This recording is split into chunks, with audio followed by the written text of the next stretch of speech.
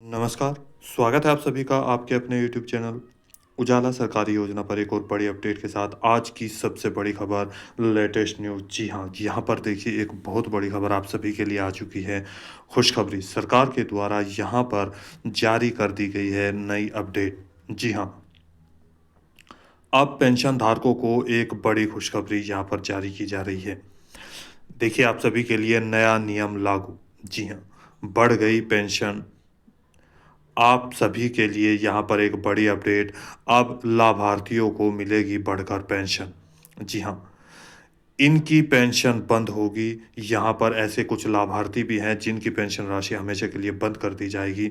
इसी के साथ-साथ न्यू अपडेट ये भी आई है कि कौन-सा नया नियम, यानी कि किस आधार पर और किन के द्वारा ये पेंशन राशि बढ़ाई गई है।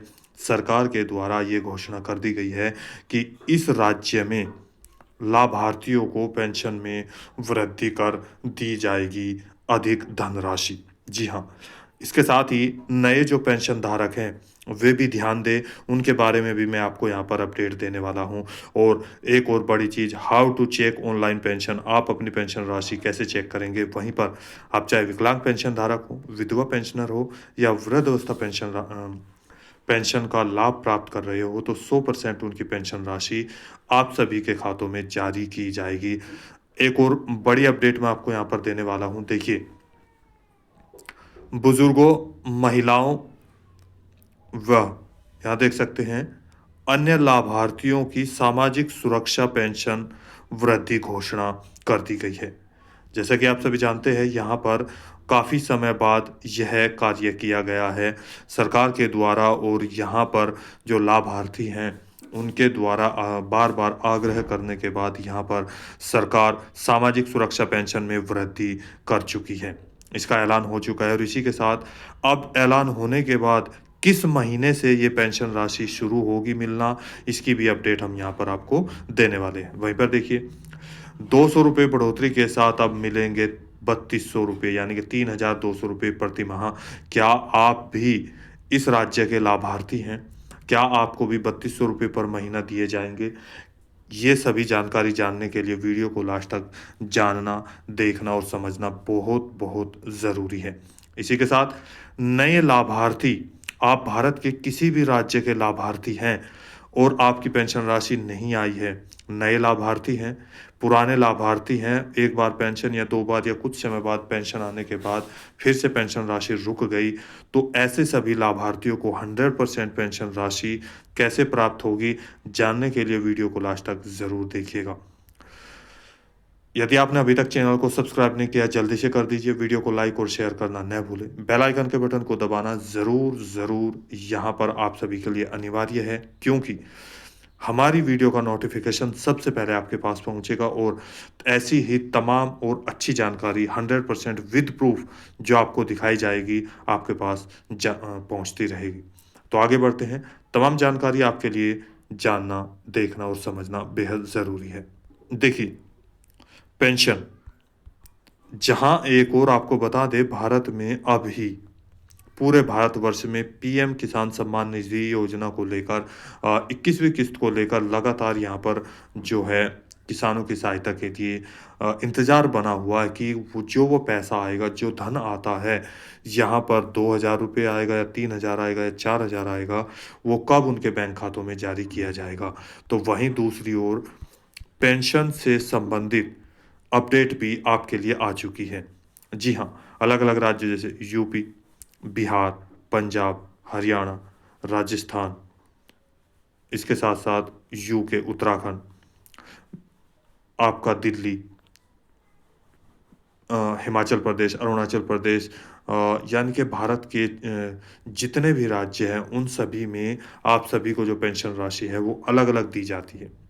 चाहे आप ओल्ड एज पेंशन धारक हो, विडो पेंशनर हो या डिसेबिलिटी पेंशन धारक हो, 3 कैटेगरी में पेंशन का भुगतान अलग-अलग राज्यों में किया जाता है। जैसे एमपी में 600 रुपये प्रत्येक महीना, बिहार में भी पेंशन राशि वृद्धि की गई और वृद्धि करने के बाद 700 रुपये और 600 रुपये की वृद्धि एक साथ की गई है।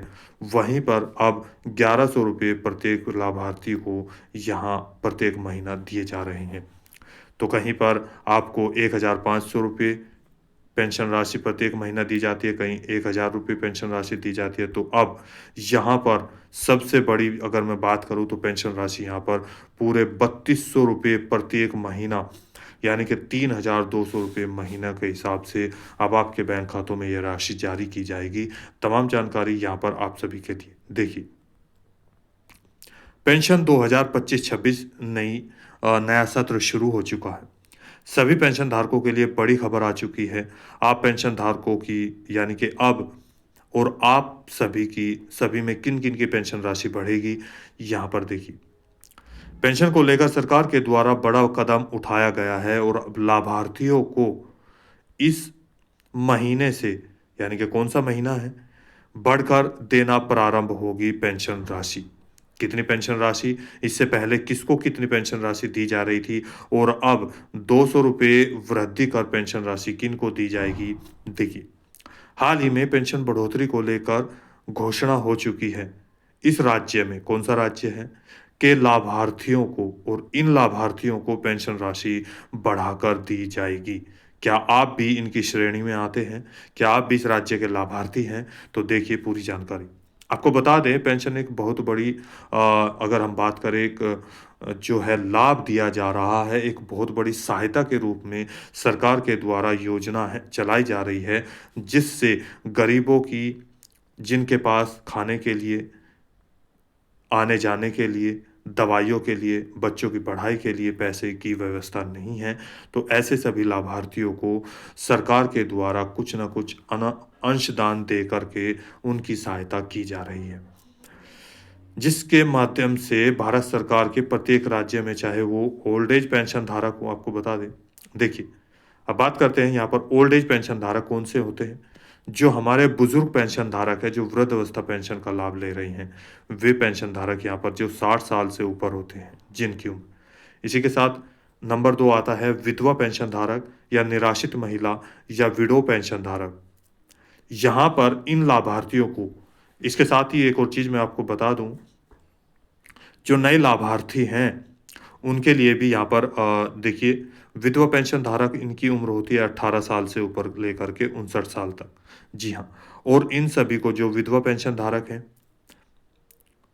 उनको अपना विडो पेंशन, पेंशन लेने के लिए आपको यहाँ पर पति की मृत्यु का प्रमाण पत्र, अपना आय प्रमाण पत्र, आधार कार्ड, ये सारे डॉक्यूमेंट्स लेने होंगे यदि वे नई पेंशन राशि प्राप्त करना चाहते हैं।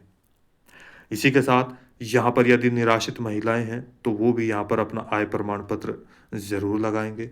आय प्रमाण पत्र प्रत्येक कैटेगरी का जो लाभार्थी हैं वो सभी को लगाना होगा। अगर इसके साथ ही यहाँ पर देखिए, बच्चे हैं, पहले मैं इसके बारे में आपको बता दूं, विधवा पेंशन धारकों के और निराश्रित महिलाओं के लिए। इसके साथ ही विडो पेंशन धारक, जो यहाँ पर तलाकशुदा पेंशन राशि धारक होते हैं, इसमें तीसरे नंबर की कैटेगरी, यानी कि विधवा, निराश्रित महिला और तलाकशुदा, यानी कि वो अपने तलाक का जो सर्टिफिकेट होगा वो यहाँ पर लगाएंगे।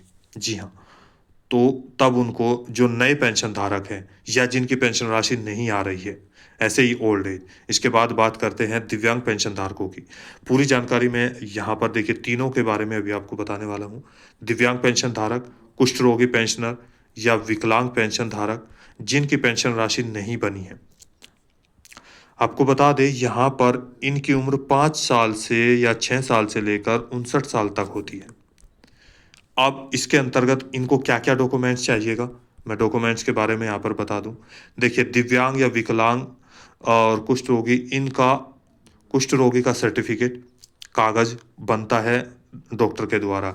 ऐसे ही दिव्यांग या और विकलांग होते हैं, उनका परसेंटेज का जो है एक डॉक्यूमेंट्स बनता है आपके जो सरकारी हॉस्पिटल है उनके द्वारा।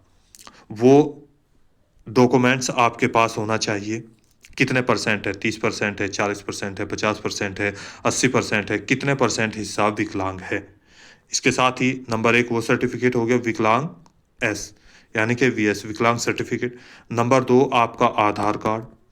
नंबर 3, यदि 18 साल से कम है तो उनकी आय नहीं होगी, और आय नहीं होगी तो पिता का, ये नए लाभार्थी या जिनकी अभी तक कोई भी नए, जितने भी नए पेंशन धारकों ने आवेदन किया है लेकिन अभी तक कोई किस्त नहीं आई है या रुक गई है, उन सभी के लिए डॉक्यूमेंट्स बता रहा हूँ।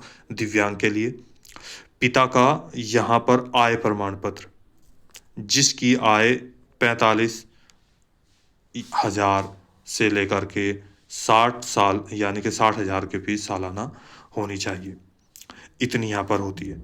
इसके बाद यहाँ पर देखिए उनका आधार कार्ड, पिता और माता पिता, और यदि 18 साल से कम उम्र है बच्चे की यानी कि नाबालिग है उनका, उससे ऊपर है तो उनका स्वयं का चल जाएगा। तो ये सभी डॉक्यूमेंट्स अपने नज़दीकी विकास भवन या समाज कल्याण विभाग में, जहाँ पर आपके पेंशन, जहाँ से आपको दिव्यांग पेंशन मिलती है, वहाँ पर जाकर अपने सभी डॉक्यूमेंट्स जाकर जो है आप सभी को देने होंगे। अब जितने भी आप ओल्ड एज पेंशन धारक है, विडो पेंशनर है या डिसेबिलिटी पेंशन धारक है, सभी को अपना सर्टिफिकेट। अब एक और महत्वपूर्ण बात, आप सभी को अपने बैंक में अपना जो बैंक अकाउंट खुलवाना होगा। बैंक में यदि जिनका नए लाभार्थी हैं या जिनकी पेंशन राशि कुछ दिन बाद आई, 1 आई, किस्त आई, 2 आई या 10 आई, इसके बाद नहीं आई, 1 साल 2 साल बाद आई फिर नहीं आई, या जो नए लाभार्थी हैं या जिन्होंने आवेदन कर चुके हैं और अब तक कोई पैसा नहीं आया है, तो वो क्या करें? देखिए, आपने सभी डॉक्यूमेंट्स, चाहे वो ओल्ड एज पेंशन धारक हो, विडो पेंशनर हो या विकलांग पेंशन धारक हो, सभी अपने कागजात लेंगे और बैंक में आपको सबसे पहले क्या करना है, NPCI इसको नोट कर लेंगे और DBT ये आपको ओपन करा लेना है अपने बैंक में, अपना आधार कार्ड लिंक करवा लेना है और आपका बैंक अकाउंट चलता रहना चाहिए, यानी कि 2 महीने, 3 महीने में, 4 महीने में, तो उसमें से आदान प्रदान होता रहना चाहिए और आपके डॉक्यूमेंट्स लगे हों।